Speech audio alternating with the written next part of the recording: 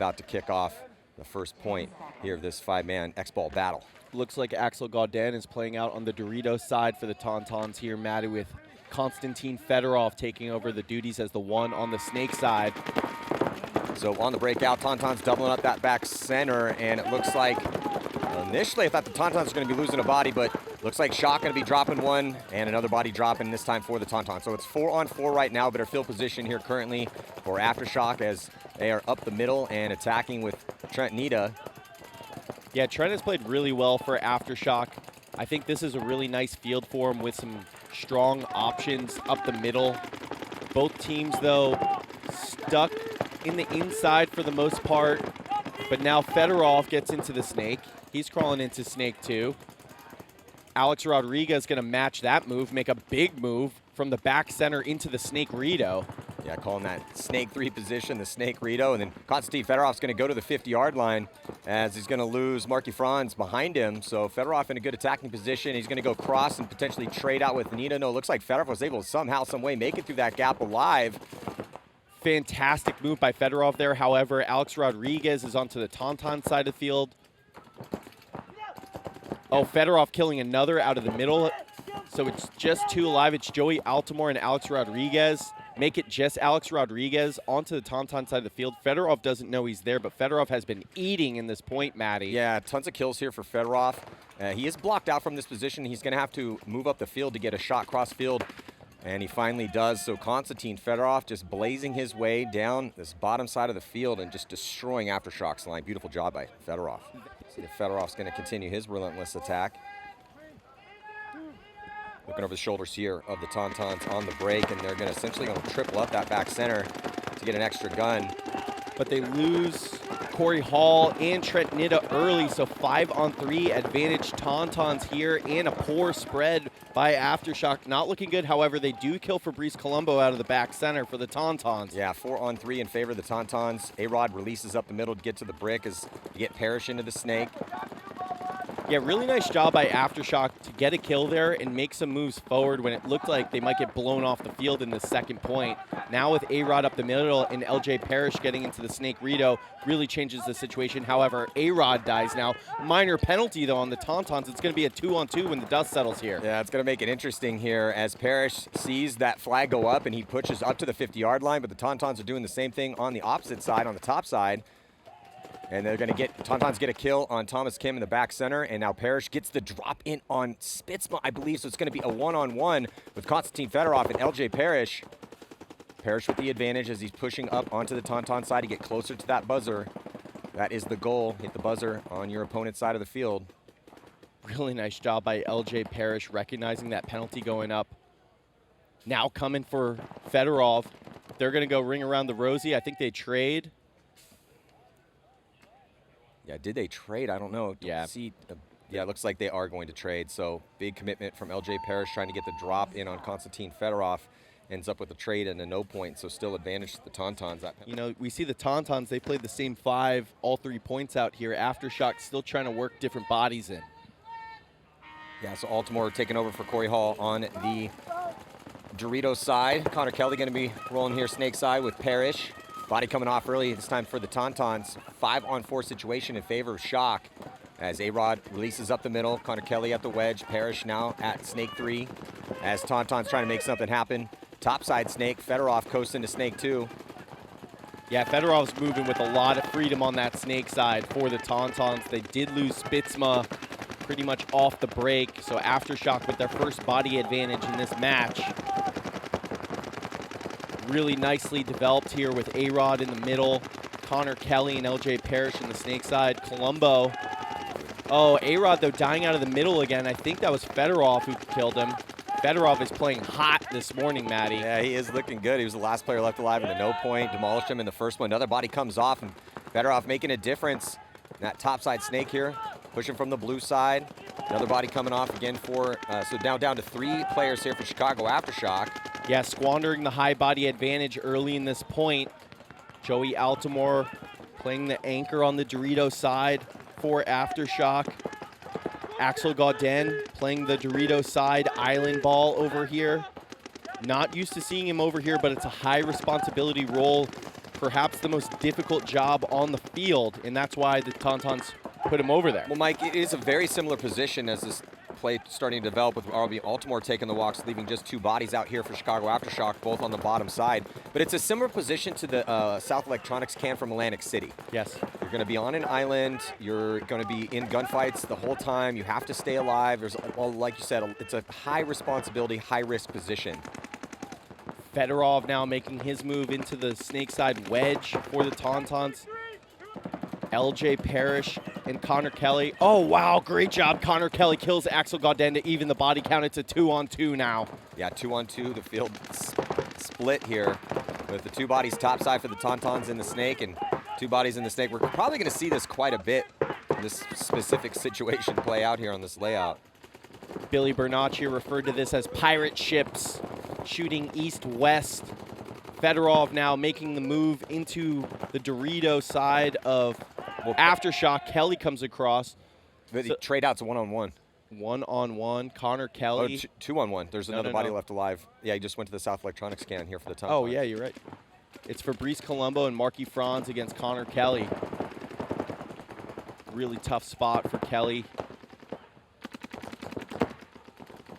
Yeah, Connor Kelly wheeling and dealing with the tactical reach. He's going to go dive all the way back into Snake 1 to reposition here and have the Tauntauns players lose him. Yeah, it's tricky, though, with a 1-point deficit. The Tauntauns really don't have to force any issue here. It's kind of on Connor Kelly to make something happen. Wants to pick a gunfight. Almost catches Fabrice Colombo in transition. Yeah, Colombo had to get through that gap and had to dodge one. Marky Franz just playing the wedge on the snake side for the Tauntauns. Just trying to paint Connor Kelly and Flumi Blanche, formerly known as White Smoke. Marky Franz, great job there. Tauntaun's going to go up 2-0. Yeah. But the Tauntauns looking good, Matty, up 2-0. On the breakout, 5-on-5 so far, a little bit more aggressive up the middle for Aftershock on the blue side of the field. They are going to be losing Alex Rodriguez. Got to tighten it up a little bit here. They do shoot a body, though, as Marky Franz takes the walk. Another body coming off. It's Corey Hall again. So it's a 3-on-4 in favor of the Tauntauns. Spitzma jumping out into that wall. Now Fedorov getting into the snake. He shoots Trent Nitta. Fedorov playing hot this morning. Axel Gauden taking the walk, though. Now Fedorov dying. So, wow, Aftershock hanging tough 2-on-2 suddenly. Yeah, Fedorov getting shot from Thomas Kim as he just a little bit too aggressive once he got to that 50-yard line. The pilot, Thomas Kim, has been so big for Aftershock when they've played well. Great communicator and safety valve. Aftershock down 2, able to absorb some early deaths in this point. Fabrice Colombo, though, and Spitzma, they got a tight spread, but still really tough guns to go through. LJ Parrish alone on the snake side in that snake Rito. LJ looks like he wants to take another one. Getting the comms down with Thomas Kim. He's calling baby.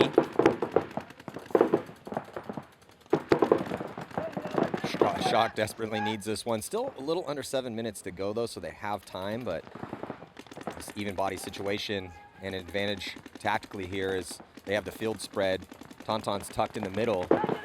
Oh, LJ, though, gets picked up by Spitzma, so it's just Thomas Kim now.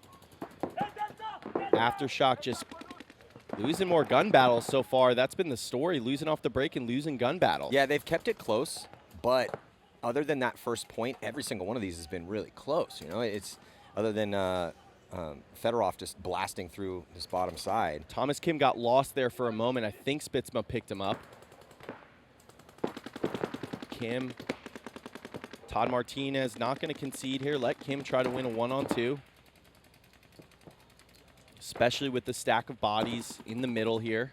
In a straight line, like you always say, Matty. And 1-on-2, you prefer him in a straight line. Yeah, in this situation for Kim, obviously it's tough. There's an extra body out there he has to kill, but they're in a row, which is ideal. Unfortunately, he is going to lose that gunfight. Looks like he traded out with Spitzma, and that left Fabrice Colombo, the French legend, out there to score yet another point here for the Tauntauns. So Looking good for our second place finishers in Atlantic City. Sometimes that gives the team a lot of confidence, right? You bunker the last 2 guys, all 5 alive, you feel really good. The concession is not as powerful a feeling.